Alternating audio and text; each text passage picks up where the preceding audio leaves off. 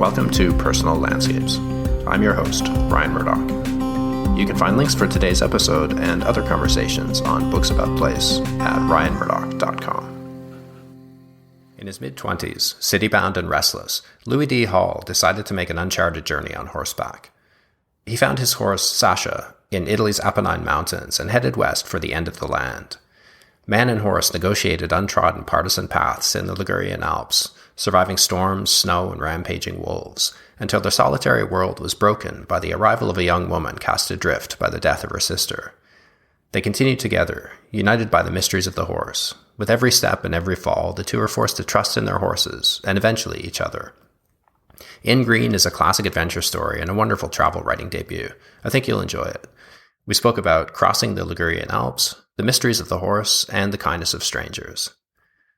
Personal Landscapes relies on the support of listeners like you to keep going. Want to keep it paywall-free and ad-free? Please consider joining my members club. You'll support the show and get cool book lover bonuses for what it would cost to buy a fancy coffee once a month.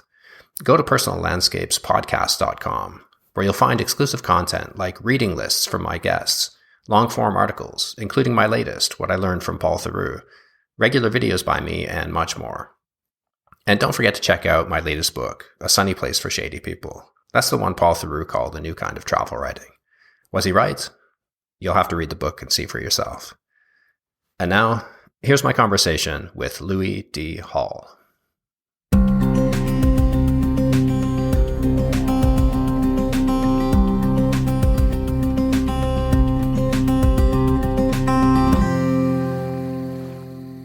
So you said your true understanding of the horse began in northern Mongolia. That's a country really close to my heart. I spent a month there a little over 20 years ago, and it always stayed with me. So why Mongolia, and how did it happen there? Yeah, I also think that time and that place will probably stay with me forever. It kind of has formed or laid the foundation for almost everything I've actually done since. We read a book, we being me and a friend of mine. We finished school and earned some money. We had this year space. It's called a gap year in the UK, a space between school and university. And we wanted to, just use that year to do a bit of work and a bit of traveling. And we'd read a book about a tribe in the north of Mongolia called the Zatan tribe, who are said to have healing capabilities, and they sounded very interesting. And they lived with reindeer, and we thought this was something maybe worth an adventure. Also, at the time, there's a friend of mine who was really mentally unwell, and it kind of, in that naive 18-year-old state, I thought somehow this was all going to come together, and our friend was going to come with us, and we're going to find this reindeer tribe, and he's going to get better, and everyone lives life happily ever after. And we got to Mongolia. We went, so it was north of Mongolia, near upon Lake Vorskol. And the tribe was said to be at the northwestern side of the lake, which was about a 8 or 9 day ride up the west side of the lake. And so we thought, okay, well, we need ponies to do this. There's no, we didn't have any money for cars or anything like that. And we found a farmer who sold us 4 of his ponies, the semi-wild little Mongolian ponies. And we set off.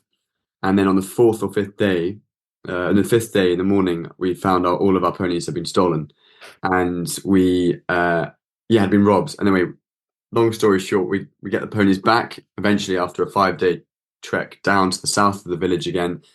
And the police in the village, who were sent up from Ulaanbaatar, they tell us you should go away from the west side of the lake, because everyone, all people live there. You should go on the east, where you're not going to be.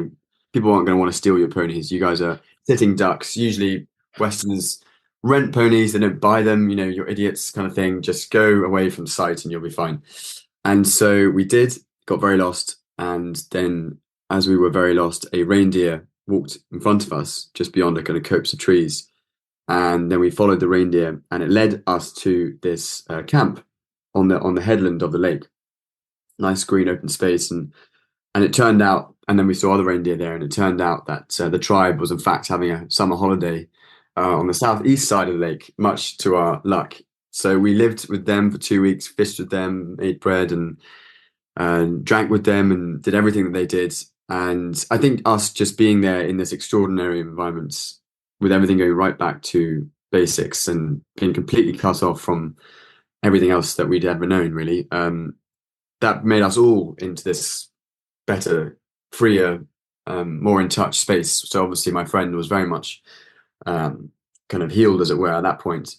So the trip was worth it for that sense. And the what stayed with me, however, was the way that the animals we were using to get us to this point were ponies. And my kind of understanding of horses and ponies in the UK was very different to using them in everyday life, using them to travel, for using them to for practical reasons, using them for, and also as kind of walking companions. That the concept of what a horse was to me completely changed on this journey, and it became everything from a vehicle to a companion, and something really changed, I think. And so I came back to the UK with a very different understanding of horses and what they can do, at least, rather, and that kind of made me very curious, in as to how I can manifest that when I got back. And yeah, the rest slowly evolved over the coming years.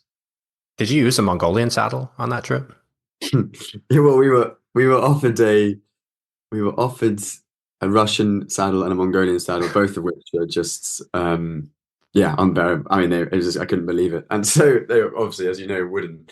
And so the Russian saddle was better, actually.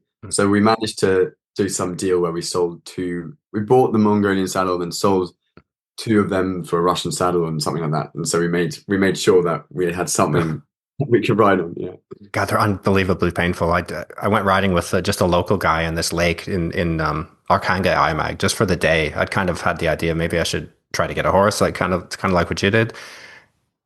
I have a really bony ass, and that just about killed me. It was so painful. This wooden saddle, and I'm quite tall as well, and the horses, as you know, are quite short. And then so my knees are up around my ears pretty near, and I couldn't get comfortable in any position. And he decided to become very feisty quite towards the end of the day after I had been tenderized, and he just refused to slow down. I thought it would. I had open sores. It was terrible. Oh my goodness. So yeah, that if anybody is listening and considers, riding in Mongolia, that wooden saddle is just torture. That's why they conquered all of Asia and just about into Europe, the Mongols, because either they were pissed off at riding these wooden saddles, or they were just tougher than any human being after living with that, I think. Yeah, I think a combination of both. I've heard people using layers and layers and layers of carpets and pads and whatever to compensate, but even then, I think it's unbearable. No, it is extraordinary. But these Mongols, they can ride before they can walk, and Yeah, incredible, huh? yeah, and a lot of it they do bareback as well, especially when they're starting off. So it's yeah, it's second nature to them. Yeah. So did this plant the seeds for doing a larger trip this time in Mongolia? Yeah, this journey definitely did. I kind of it uncomplicated everything about horses that I had in my head, and it made me think, okay, well, it is just essentially a walk with this animal that can actually help as opposed to hinder. And That's interesting.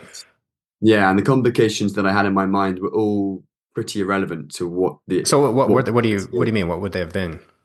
Well, I didn't think it was kind of, when you're in the UK, it's obviously you don't have, you're not in the steppe. It's very different geography and topography, and even the idea of going through a town or a village, or even just beyond the field that maybe a horse is. You're thinking, how is that even possible? What was the horse going to do? How's the horse going to react to these adverse situations? Every day is something new. But then when I was with that time in Mongolia, you're constantly seeing new things for the first time. And I mean, I certainly was. Obviously, the ponies native to that area, but also I definitely saw how adaptable. I learned how adaptable horses are, and that made me think, okay, well, if that is true, then presumably they can adapt to a lot of adverse scenarios, situations, places, and it then completely broadened up the scope of their potential. And so, yeah, that's when it kind of sowed the seed for a big journey, first in the UK, which came however many years later. Yeah, sort of 3 or 4 years later. Yeah. So what was the UK ride? You rode straight down the length of Britain? Yeah, it was kind of from John O'Groats to Land's End, so straight, yeah, from top to bottom, and 57 days, yeah, about 1,147 miles, and it was with this Highland Connemara pony, which is actually not miles away from a Mongolian pony because they're not Hmm. horses and they're really sturdy. They're native to the UK and they live off grass, water, and air. I mean, they are incredible animals and seriously strong. So yeah, it was me and her, and yeah, it was incredible. It was life affirming and much needed for me, and that was a very important moment. And then, okay, well, we've got Mongolia in one place. That's obviously in the far reaches of where I'll be or where I've been, but now this is really close to home. This is kind of okay, this is really possible now, and this is something that's really exciting. And how can I manifest this into something that becomes, well, it became a charity and a, but then also how can it become something even more, perhaps even as a way of living, as a livelihood, and yeah, all these really exciting questions kind of started to spurn off from that journey back in 2020. So lay out the scope of your in green journey for us. So where did you start and where did you hope to end up? Yeah, so we had the the journey down the UK finishes, and then that was actually just in the middle of lockdown, and then as after that, I went back to my job. I was working as a stable boy in Hyde Park in London, and then at that time, I started reading Don Quixote, the fictional book, and he does this amazing journey in Spain. Well, I mean, it's amazing because it's so disastrous, but it's not very long and not very big, and doesn't go in a particular logical direction, but it's kind of just circles himself. However, he was very inspiring, and I thought, well, Spain might be a very good place to kind of finish or end up or something. So that was kind of there and in my head, and the starting point though I wasn't so sure about. However, after doing a lot of research and eventually finding horses and places where I could kind of make contact with, possibly rent or buy whatever I needed to do with enough money saved, I started from Siena in Italy, which is kind of near where I ended up buying Sasha from. And then logically, I just thought, okay, let's go west because again, Don Quixote from Spain, it felt like some kind of natural direction in that because of that, but also the Atlantic Ocean, the end of the land. There's nowhere else to go.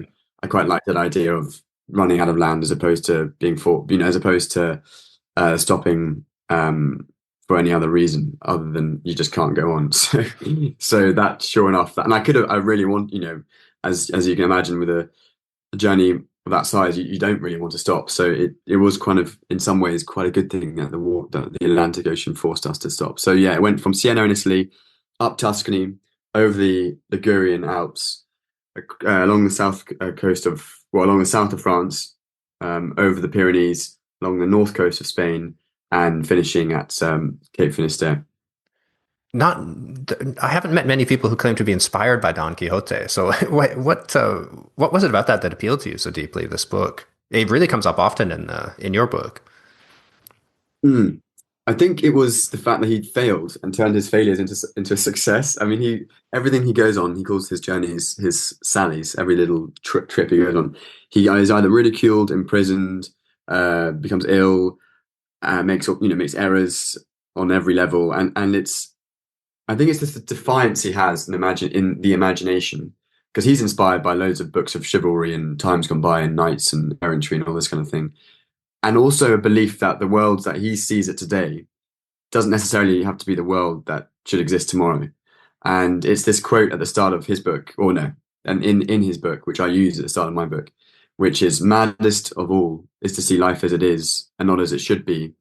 And I was at that time when I read it, I was living in a very, very small studio flat, which is, I mean, there's one room with a bunk bed, no, a single camp bed, and in London, working at the stables, and it was a very, very condensed sort of existence where my work was 10-minute walk. I was working with the horses, came back, and everything was in this kind of studio, and it was really quite dreamy.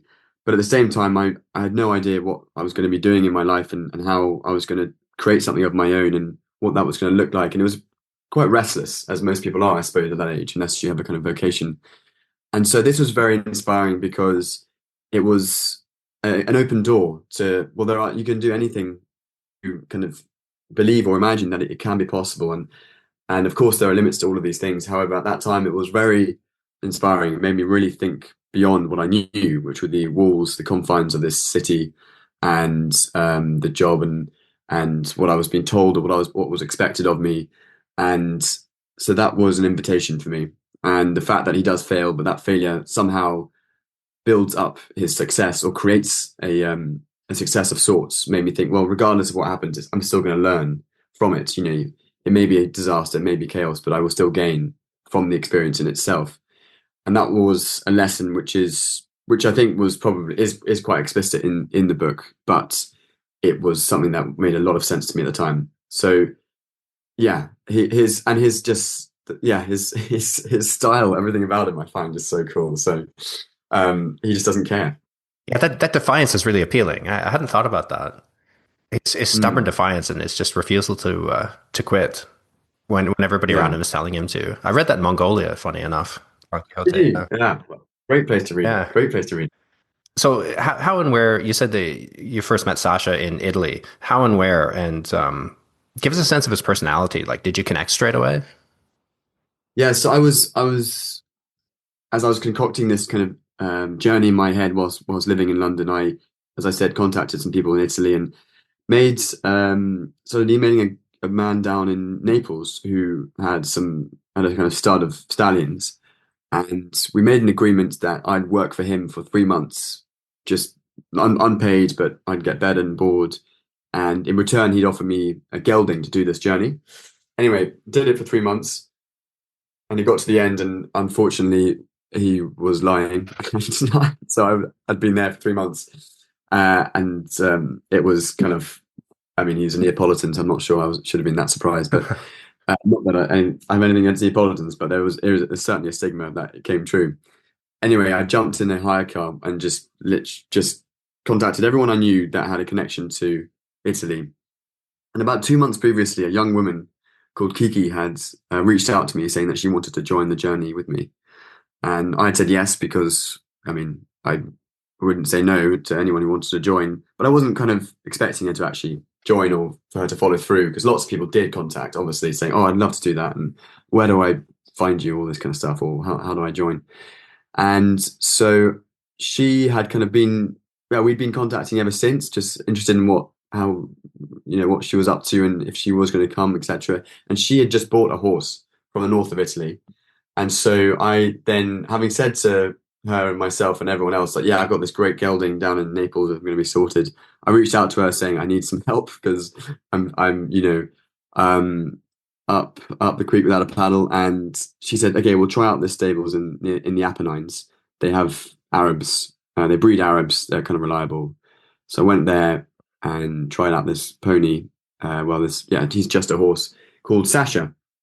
And I explained to the lady there what I wanted to do. I want to do a big journey across from Italy to Cape Finisterre, and I need something that's just going to be strong and going to go.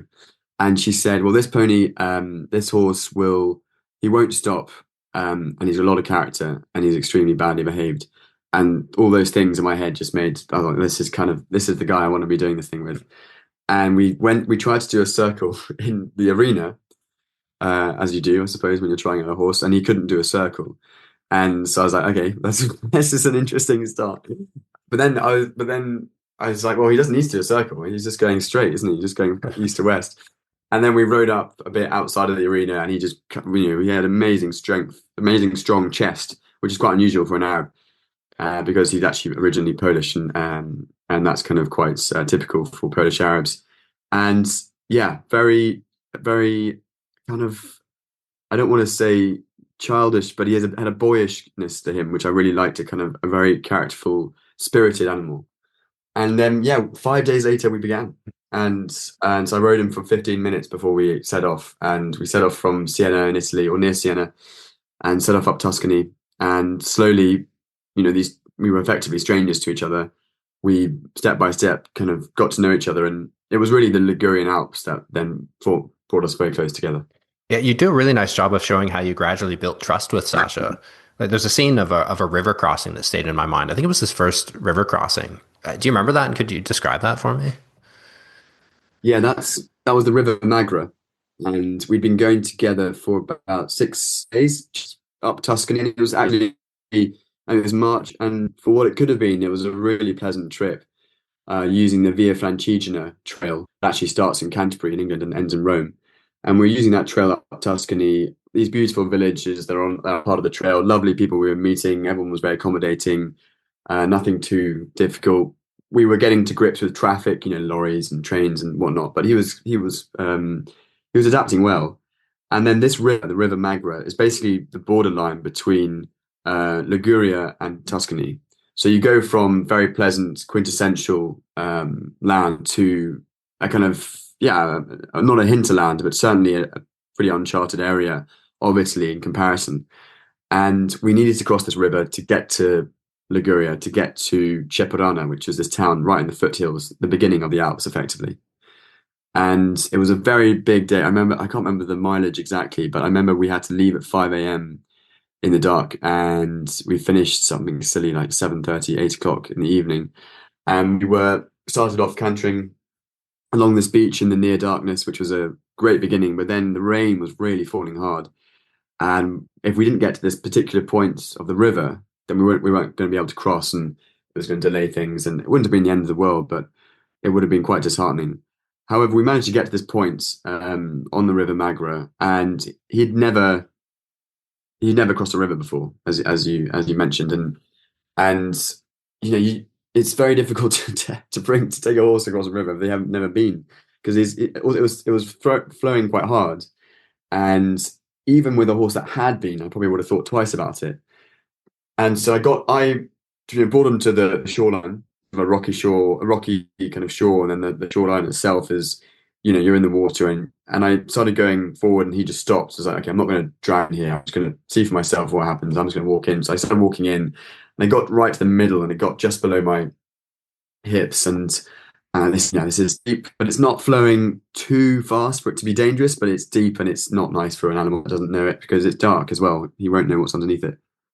However, because at that point we were forming into a herd, and obviously horses being herd animals, if they're not around other horses, then they will attach themselves to the next constant, which at this point was me. So we were becoming quite reliant on each other in that way. And so I turned around whilst I was in the middle of the water, soaked, but wanting to come back and see what I was going to do. I hadn't really thought. And before I started making my way back to him, he started coming towards me and tripping a little bit on the rocks. And then as he got into deeper, he started wading quite sensibly through, and then reaches me. And then I keep on going, and he just follows, step by step behind me as I make my way across to the other side. Both of us drenched, cold, tired, on the other side, and slowly kind of make our way to Ceperana, which is only another 4 kilometers or so. But that was the first day that we had to kind of face something that neither of us knew quite what to do. And I think it's those moments of, what do we do next, that either make you turn away or make you come together. And that was a good kind of start of many more situations like this going through the Ligurian Alps that occurred. So you said that once upon a time, a traveler would swap horses every 100 miles on a long journey, but you obviously didn't have that luxury. So how did that alter or set the pace? Yeah, so if you were to do that, you'd be riding at at least 40 miles a day, for 50 miles a day, and then you swap horses and going at probably a trot most of the day, or if not a canter for a lot of it. Obviously, yeah, we didn't have that luxury, and because it was just one person, one horse the whole way, until we were met by this young woman, Kiki, with her horse later in the Alps. But we basically, to make that work, I just did a lot of we did a lot of walk I did a lot of walking. So didn't canter the whole time, obviously, when I was riding. When I did, it was a walk, and if there was an open space, we definitely would go for canter, because it was also very healthy for him to stretch his legs, and he's an Arab, they want to go. You know, if you want to go and they won't stop, you have to kind of tell them to stop, kind of thing. And however, I for the whole journey, I'd say it was probably about 65, 70% walking next to him, and that allowed us to go to do, you know, at our most we were doing 23, 24 miles a day, I think, in the Alps, and our average overall the whole journey was around 19 miles a day. And that wouldn't have been possible if I was riding him every day, because he would have had to eat a lot of feed to maintain that energy. We would have had to have many more rest days to rest his back, and there would have been all sorts of other issues that could have occurred because of that. You know, his feet, his whatever. So it was, yeah, it was really important that we walked, and I didn't. I mean, I knew I had experience from obviously the ride down the UK where I did a lot of walking, but this was really, this is much more important to get it right, because we were going a lot further and we were going over terrain that just also can't be ridden. You know, much of the Ligurian Alps we were stumbling like goats, the both of us, and that's we need to be walking there. And as a byproduct, I think we became very close through that process as well. Me being at the same eye level as him, us being kind of often very much together, head to head. That was a really, yeah, certainly for me, it was a very important kind of section of the whole, or at least process of the whole journey, being next to him.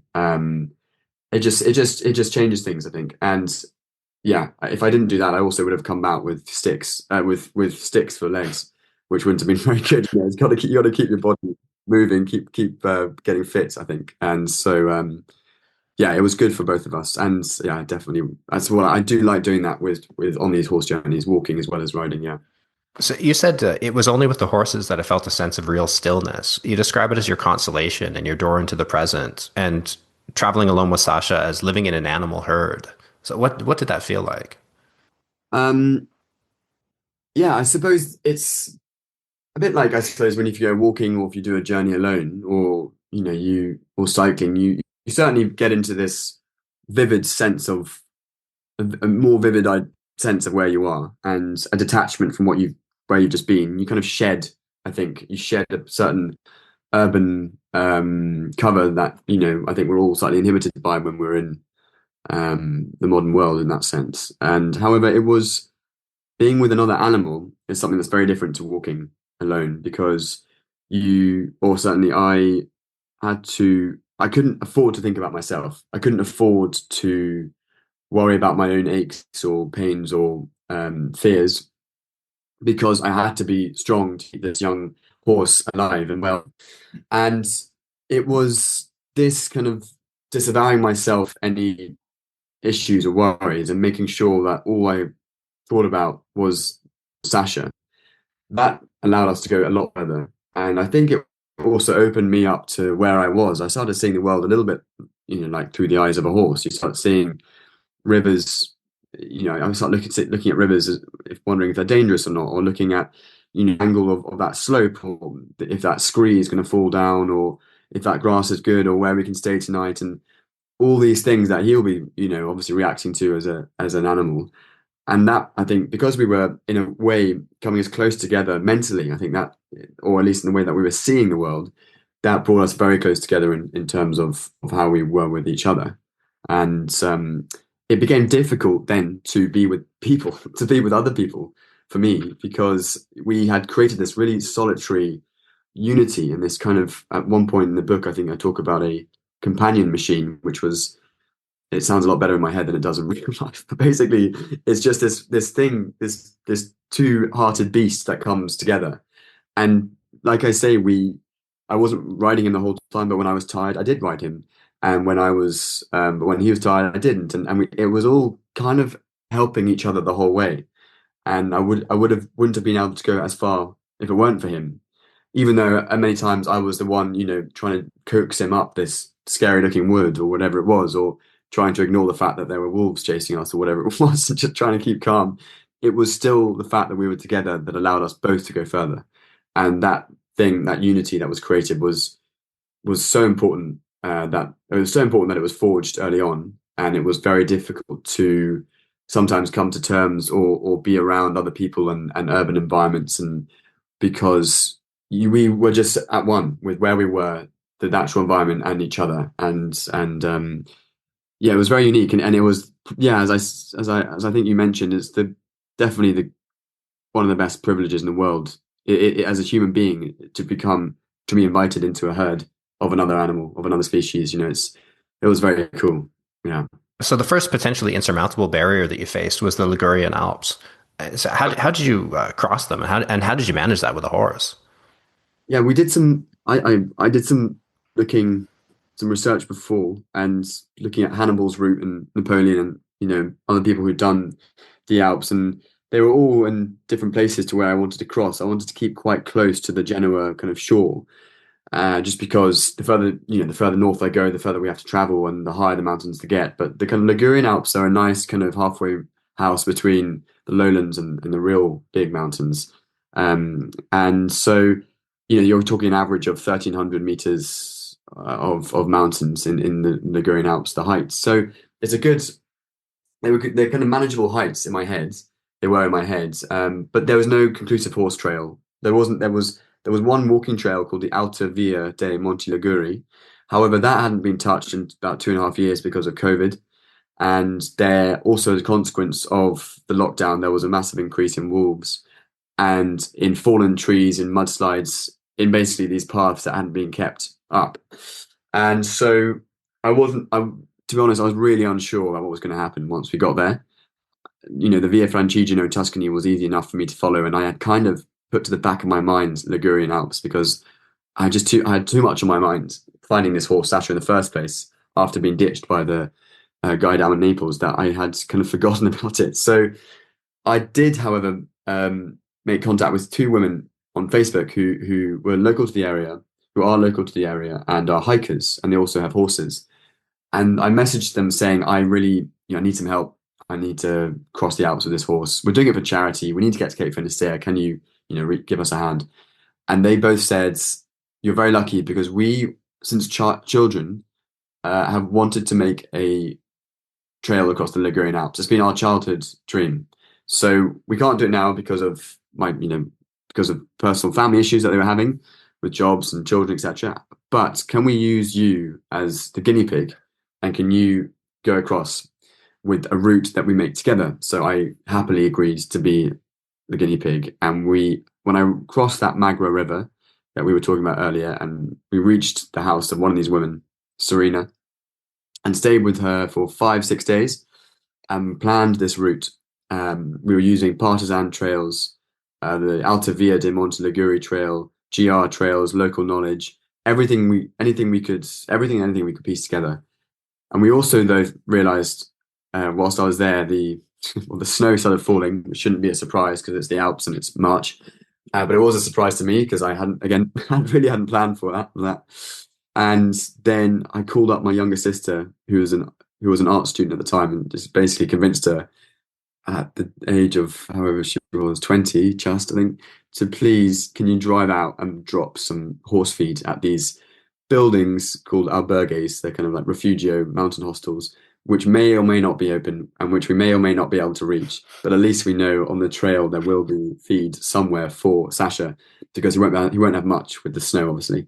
So with all these kind of things put in place, we set off, and we had a route, and every day it wasn't kind of, some parts of it weren't safe because it was just conjecture from a little house in Ceperano that we were planning it, and lots of it wasn't safe for horses, but most of it was actually okay. And I just made sure that I was just slow about everything. Just take it slow, and we'll make our way. But the difficulty is you are very remote, and if you're going, 12 miles this way and you come to your albergue or refugio that just isn't open, or a river that just cannot be crossed, or a waterfall suddenly has become a waterfall because of a mudslide or whatever it is, or a huge tree that you can't possibly cut up with the saw that I had. And then you have to go back or you have to go down, and sometimes it's very steep. So yeah, it wasn't easy, but we were together. It was me and, we were together and with Sasha, and we were kind of working it out together. And that was, I had comfort in that. Yeah. You're in for an interesting trip when somebody says, "By the way, you better bring a saw." Yeah, that was ominous. That was ominous when she said that, when Serena said that. And they also just sort of kept on saying, and watch out for the wolves, and like wolves, and just like winked at me as in like as if it was a joke, but wasn't a joke. Okay, yeah, wolves, whatever. Again, had no idea. And then that became more of an issue as well. Mainly at nights when we had to camp at nights outside, and I could hear the wild boars, which is one thing, and Sasha wasn't too perturbed by that. But then this horrible pattering around you, and you're just like, what is that? And then in the morning, wake up, and there's just circles of paw prints around, and the whole time you're kind of just being watched by these animals. And it's not that I was scared of them at all, but it's more I just didn't know what they were going to do with Sasha. There was definitely stories that year of them eating foals and calves and whatnot, and obviously Sasha's a lot bigger than that, but it's just you just don't know. And so yeah, that was another interesting element to add into the fray. So how was crossing the Pyrenees by comparison to the Ligurian Alps? Yeah, it was a whole world apart. The Ligurian Alps obviously was in spring, kind of yeah, March and snow, ice, cold rivers, freezing nights, howling dogs, and very, very remote and a kind of soulless looking landscape at times, and a huge claustrophobia was created by these mountains. And yeah, at one point I think we were climbing something around 1,300 or 1,200 meters a day and doing 22 miles a day for a space of kind of 10, 11 days. And it was just this endless up down, and this barricade of summits that you just I couldn't really see the end of it. However, what I did know was that I just had to keep going, and eventually, it will surely end. So that was a physical challenge, yeah, for sure, and a mental challenge to just keep motivated. However, the Pyrenees, in contrast, was so alive with summer. Yeah, it was early summer, and it was kind of this time. Yeah, it was around June, and yeah, green, so green, vivid colors, and wildflowers, and the and a very yeah. We were in the Basque country, Basque cultures, and that's they have a direct or had a direct link to animism. So all these kind of the earth being a living thing and the rivers living and everything was very alive, and it was kind of quite overwhelming in its kind of um in its color. And so that was a completely different experience. We also had a lot more wildlife and animals because it was summer, so we didn't feel so alone. There certainly were challenges with the height of some of the hills and the mountains, but again, it wasn't we weren't remote, isolated, and so that made a big difference. We did feel that, well, by that end of that evening, it's definitely going to be a village that we can go to and talk to people, ask some advice, and they might even come out with their horses and come with us, So it was a very different experience, and by that point, we were, quite well seasoned in what we were doing. So I think we both nothing in my head, nothing could have been like the Ligurian Alps. So I was kind of ready for anything really by that point. So you mentioned that your journey was inextricably intertwined with a girl named Kiki, and you told us how she came into your life, but it must have been really difficult to adjust when she arrived, like to go from that solitude to traveling with another person. So how did you cope with that? Yes, it was, and especially at that point because had a swelling on his back, just because of this saddle that I'd been using in Tuscany, and it wasn't a good saddle. And I just basically ditched the saddle, and now we're walking on foot. I was walking on foot with a backpack and him without a saddle. And this was kind of yeah, three-quarters of the way, just over halfway into the Ligurian Alps. And this young woman, Kiki, who we'd maintained contact, but I'd also, by this point, had to kind of forget about the outside world because I just needed to keep this horse safe and could go through the Alps. Anyway, she then contacted saying, yeah, I'm kind of got a horse. I'm going to come and meet you wherever you are. And I was being a bit silent because Sasha wasn't doing, yeah, he had this swelling, and I was feeling yeah, utterly exhausted to be honest, and didn't was quite fearful of what was going to come, what if we were going to be able to do it, and all the panic and the kind of I don't know, all the pent up feelings that come with that. And she did arrive at that point, and all I was thinking when she arrived was, great, I've now got another six legs to worry about. And this girl who had no idea how to cross the Alps, she probably can't even ride. She looks so clean and polished, and I'm looking like I've just come from the woods, been living there for years, and I also lost so much weight. I didn't look great and didn't feel great, and I also felt very embarrassed because of those reasons as well, actually. And at the bottom line, though, once we got going, I also hated the idea of this solitary world that had been created between me, Sasha, and the mountain to be broken. I felt comfortable in the fact that we were so isolated, and in moments of danger, there was a comfort in that because it was only ours and no one could break that. No one could see us. We were just with the mountains and those rivers and everything that we had to cross. So it was difficult. Even just having to start speaking to someone, having to be a normal person again. It was a lovely escape into this world with Sasha, and that was difficult to adapt. But a bit like it was with Sasha at first, because of the challenges that we had to face, and we both had to keep our own horses safe, and I had to kind of show Kiki a bit of what I was going through and how she could, learn a little bit from that. She was very competent, of course, but I looked a bit more weathered than she did, so she can kind of learn a bit. And it was through the fact that we both had to look after these horses and be, like I said at the start, forget all our worries and put our care and time and responsibility onto the animals that brought us closer.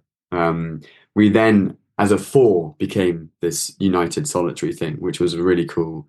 I was scared it was going to kind of take me away from seeing the world through the eyes of the horse.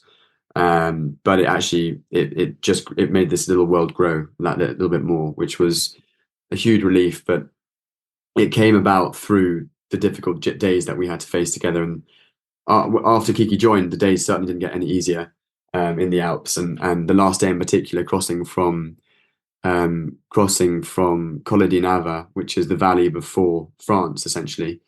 Over that, there's a very famous partisan crossing, and you're kind of going on the footsteps of these guys from the war, and it's all extremely atmospheric. But also that day was freezing. There was snow, there was ice, there was just been a mudslide. It was dangerous. It was a long day. No one was going to reach out. Could have reached us if anything had gone wrong, and everything did go okay. But we did it just because we were together, and we just had to keep each other motivated. And it was it brought us together as a team, as a herd. And that day in particular allowed for this herd to continue for as long as Kiki could have. Traveling with somebody else like that too, and because your story is so intertwined, it creates some interesting dilemmas for you as a writer. Like how did you balance her privacy with the need to tell your story? Because it's very different than just writing about the people you meet along the way. You have such an intimate connection on this trip. So how do you balance that out? How do you tell your story while respecting the privacy of hers? Yes, exactly. Because whether you like it or not, your stories become very overlapped because you're together every day and your experiences are shared with this other person. She was there because she had very sadly lost her sister to suicide, and she was on this journey for her own reasons, and she had her own story. I was on this journey for something, almost ridiculous in the fact that it was basically based on a fictional character and was a kind of a desperate need to make something, to create something of my own as a young person. So we were meeting in this foreign place to both of us in the Alps with these two completely different reasons. And that, to be honest, was one of the hardest things for me to kind of adjust to or understand, because I felt like my reason obviously was utterly pathetic and absurd in comparison to why she was there. And she, however, was desperate to not really think about her what had happened to her and her sister. She wanted to kind of jump into this dream world in a way that I was kind of trying to live for. So there was a natural overlapping between each other's story. However, yeah, as you mentioned, as a writer, I set out originally to diary every day. I didn't set out to write a book necessarily, but I wanted to diary each day just to add some documentation of it. That, and also it's very hard to remember every day, obviously. And so that was what I was doing. However, naturally, I saw I saw myself trying not to write about her Mm. and writing about us or we, but keeping it to me or Sasha and I. But it became harder and harder. And then it became a lie because it wasn't true what I was saying, because she was there in that moment. And it was only because of her that we were in that moment, for example, or met that person, or didn't climb that mountain, or did climb that mountain, or whatever it was that we were deciding together. And the presence of another person, obviously, you have a whole, they have their own decision making and all their own wants and needs as well. And that obviously then on a journey completely um, upsets or stimulates yours. And so, yeah, it became impossible to not have these intertwined beings as one thing. But also, the whole way through, I was really desperate to keep them apart. Sometimes I succeeded in my diary, sometimes I didn't. And what the one way I could, however, not step on her privacy or step on her own experiences and try and make them mine, as it were, was to always go back to that herd with Sasha, always go back to the kind of the what was formed really early on together, which no one could have taken away from us. And in those moments when I thought my own story here, my own journey was being diluted and changed in a way that I don't recognize it anymore because of the presence of this other person and her horse and her reasons for being there, which made me think I was, as I said, my reasons weren't good enough. Then I would just go back to the basics and be Sasha and try and see the world very simply through his eyes, and it kind of just grounded everything to a point where I could be the observer once more, the companion again for my horse, and bring it back down to the ground, back down to the rocks we were going over. And it was very easy to get carried away with these two personalities, with two humans. But I think at its purest, it was just about being with an animal, and that was something that I managed to see when writing the book. Was something I could see in my diaries. I could see there was a real sense of peace and calm and stillness and lucidity. I'm feeling close to Sasha, and there's a real sense of disillusionment, distance, self-loathing, and insecurity when I'm not feeling close to Sasha.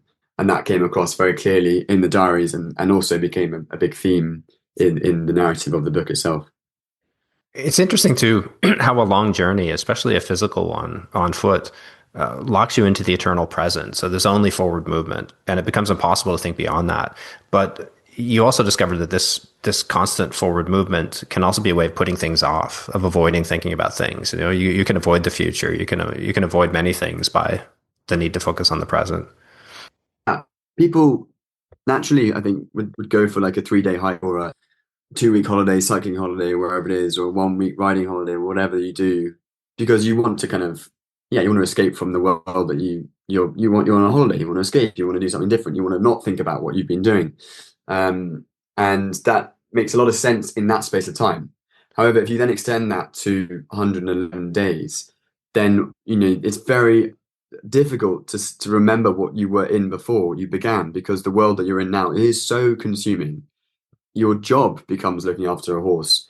Your rent is your work is getting a free stable, a free field, a free meal for your horse, or water. That your whole livelihood has been taken over by this everyday mission to keep a horse alive and safe, and you not getting too lost, and whatever it is that you're trying to do each and every day, each and every moment. All I'm thinking about is that the adrenaline is so high. It's a whole leaving one existence and taking on another.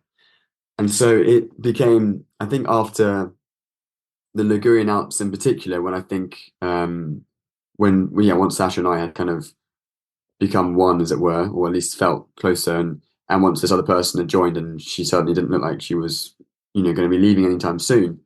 Then, yeah, the idea of how this was going to end and how this began had really disappeared, and that was important because otherwise I couldn't have concentrated on the everyday. However, it also became a quite a dangerous thing because all the things that I all the kind of things that are happening maybe between these two people, and also on a broader, more objective scale on the ride, on the journey, I couldn't see, or I couldn't see coming, because you're just so in the moment and you're so in the presence and you're blinded by it almost. And so that became something that you felt a little bit out of control sometimes. And it was only on those rest days, which we took once every 7 days, that then they were my least favorite days, because the dust settled all the aches and pains that I put aside, on the walking days for Sasha, and that they all came, suddenly rose up, and your knees, your hips, your feet, and all those thoughts that you had been putting in the back of your mind about what you're doing and this other person, and all these things that you can really easily put aside if you just keep moving, don't stop, keep moving. Um, once the adrenaline, leaves behind the shapes that you've been ignoring, then it's very difficult not to look at them and think, what is this all about? What am I doing? And those were horrible, daunting days. And so a lot of it masked up by having a big drink the night before, the night we arrived at the rest day, and sleeping a lot, and just kind of, again, not confronting these things that were happening. And yeah, it became an escape. The actual forward motion became an escape, which is why finishing it was so difficult as well. So the most vivid element of your book for me wasn't the physical or the mental hardships, although they were clearly monumental. It was the people that you met along the way. Your journey depended so much on the kindness of strangers. Why do you think they were so quick to help you? I think I mean, I had a kind of a mantra that I learnt halfway through, which is sort of looking lost is the best way to make friends. And it was, I think, if you're looking lost as a young guy on a walk, that's one thing. But looking lost with a horse is something completely different. And people, luckily, as you'll know from Mongolia and from, I mean, I would kind of vouch to say a lot of walks of the earth. If you arrive with a horse or a pony, immediately the stranger is going to looking at the pony first. They're going to look at that horse and think, right, that animal will probably need water, probably need feed, might need somewhere to sleep, or at least these questions will be in their head thinking, I wonder if this young guy knows that's what a horse needs. And you kind of skip three conversations. You skip three conversations with in this foreign place that you don't actually need to have, which makes life really great to be part of that, to be a companion to the horse in that moment, because you also need feed, somewhere to sleep, and maybe some water as well. So if the horse gets it, then the stranger will start thinking, oh yeah, do you want something to eat as well? Do you have somewhere to sleep? And actually, yeah, I might also need those things. So it's strangers. I think they saw an animal and they thought, how can I help? Which was great. And then you end up seeing the best of humanity, really.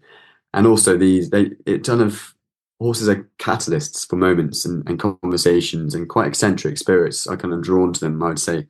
They're magnets, and yeah, many times I was the lucky one to be next to Sasha, because it was him who was obviously causing these moments of kindness to happen. And people overflow them with stories and memories of horses, or their grandparents, or this or that, or the dreams that they once had, once they hear about the fact that we're going to Cape Finisterre. And it kind of really conjures up these wonderful conversations.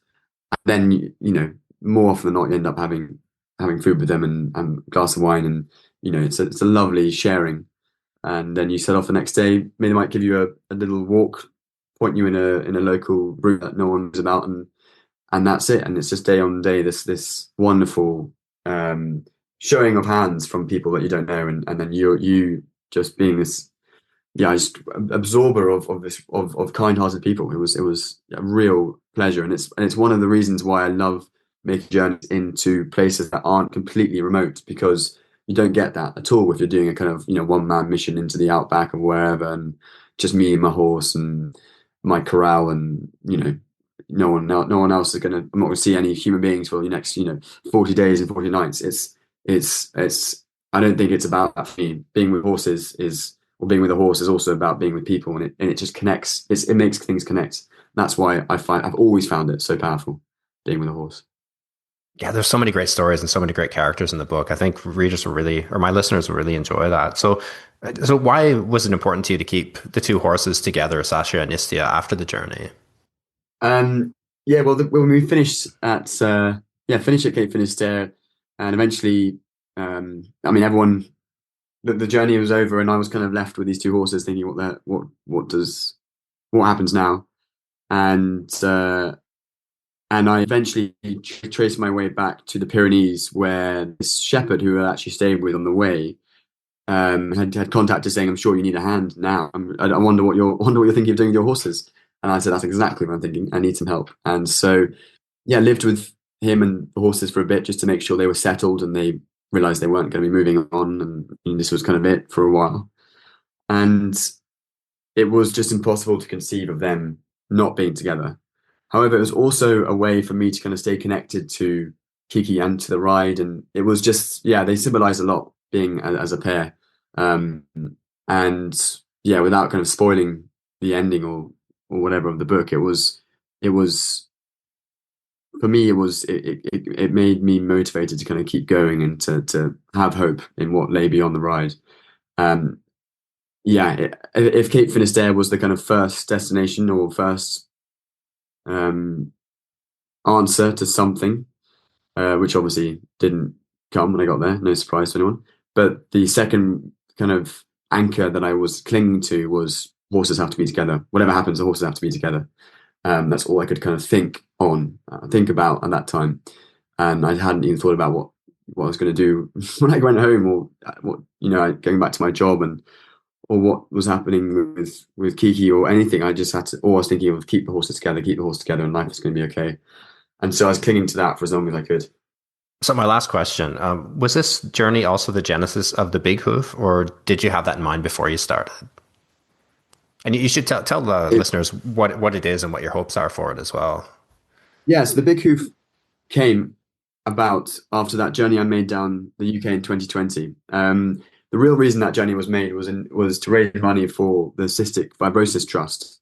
A friend of mine and of my families had died of cystic fibrosis age 26, and I was in 2020. I was kind of 24, 25, and so I thought a lot about him, Leo, the guy who died, and and that journey raised £38,000 for the Cystic Fibrosis Trust. And because it raised a lot of money, and because of this extraordinary way that this pony magnetized people towards her, obviously, as every country remember, strangers were real threats and dangers, during COVID and after and whatever, because people were just so wary of everyone and everything that had a German or they didn't know. And so it was a very warming and life affirming sight, seeing these strangers come out and all put their hands on this pony and then start talking to each other and then make these connections that had been kind of lost over the space of a couple of years.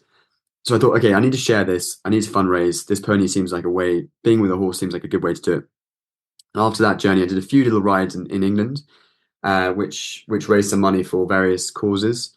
And then the real big beginning of the Big Hoof began as a consequence of this journey across Europe.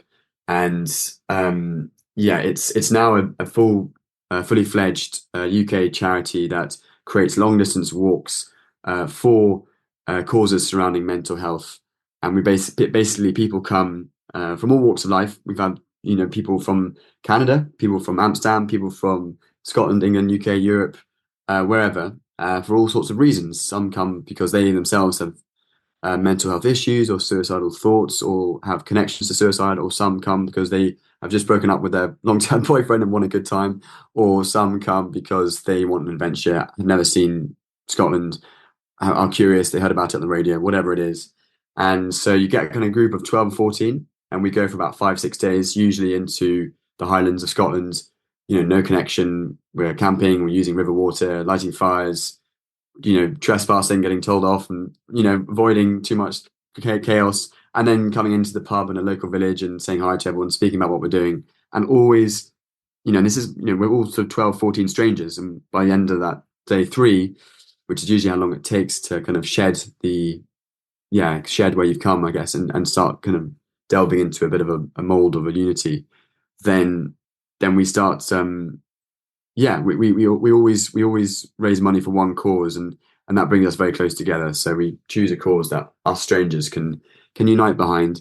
And to date, we've raised £98,000, I think now, and we've done about 5-6 rides. And yeah, over kind of including all the strangers that come on just for a morning and an evening, which sometimes people do. We've had about 400 plus participants or something. I can't remember the latest numbers. And I want to keep, these journeys are really important to me because they kind of they make real this thing that happened in Mongolia and on that first UK ride, that this horse, the spirit of the horse, is something that can connect people beyond what they know and bring people together and demystify them, I think, in a way, but also at the same time reveal their potential, especially in countries like the UK, which are, it's meeting strangers, making contact, people you don't know is becoming a rarer thing. And these horses bring you back into a very primal state of being, of going into the unknown, embracing that, seeing what might happen and having faith in what will happen, just like Don Quixote did. And it's also, a lot of fun because bringing horses through a town or a village, sometimes there's the last journey we did a couple of weeks ago, there were 8 horses for 7 days. And it's just the wonderful people we meet, the stories they create and the chaos that happens along the way is really fun. And it's a great way to highlight some really important causes that we raise money for each time as well. It's really amazing how a trip to a random place, a place like Mongolia, can just set your life off in an entirely new direction, and result in something like this. It's very inspiring, I think, for anyone who travels. Well, thank you for your time today, Louis. I really enjoyed traveling with you on the page, and I really enjoyed the book. It's a fantastic read. You didn't convince me to set off on another wooden saddle journey, but I've done some journeys with camels, and you've got me thinking about that again. So, Brilliant. So thank you for that, and I hope my listeners pick up a copy. That's very kind. No, really lovely to retrace it. I mean, it's never, each time I speak about it, it's never the same, and it's really, I find it important for myself to re-explore these ideas that are also evolving as since the book's been out. It's amazing the different feedback that I get from people, how it connects with them, and that kind of then starts making me think about it in a different way as well. So thank you so much, Ryan. It's been really, really lovely. Thanks for listening to this episode of Personal Landscapes. If you like the podcast, please give it a rating on iTunes and subscribe through your favorite app. You can find links to today's podcast and more conversations on Books About Place at ryanmurdoch.com. You'll also find a donate button if you'd like to contribute to the costs of the show. All donations are greatly appreciated.